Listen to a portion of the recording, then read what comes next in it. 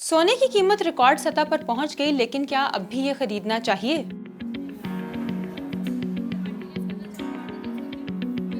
सोना तारीख की बुलंद तरीन सतह पर पहुंच गया है, यानी $4,000 फी औंस, जो पाकिस्तानी रुपयों में 4,20,000 रुपए फी तोला बनता है। सोना हमेशा से इंसानी तारीख का सबसे काबिल एतमाद सरमाया समझा जाता रहा है, लेकिन पिछले कुछ हफ्तों में इसमें जो तेजी देखी गई है वो गैर मामूली है।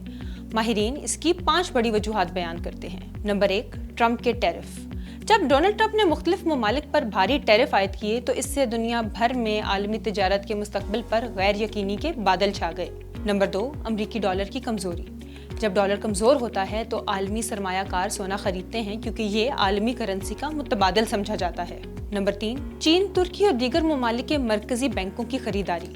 ये ममालिक डॉलर से इन्हिसार कम करने के लिए बड़े पैमाने पर सोना खरीद रहे हैं। अब सवाल ये है कि क्या सोना मजीद ऊपर जाएगा?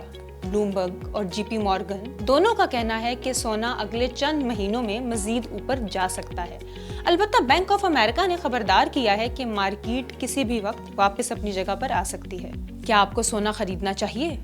अगर आप तवील मुद्दती सरमायाकार हैं तो सोना आपके पोर्टफोलियो का एक महफूज जुज़्व बन सकता है, मगर इस पर पूरा इन्हिसार खतरनाक है।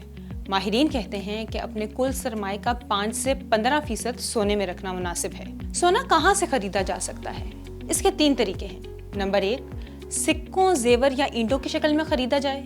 नंबर 2, मालियाती मसनूआत में सरमायाकारी।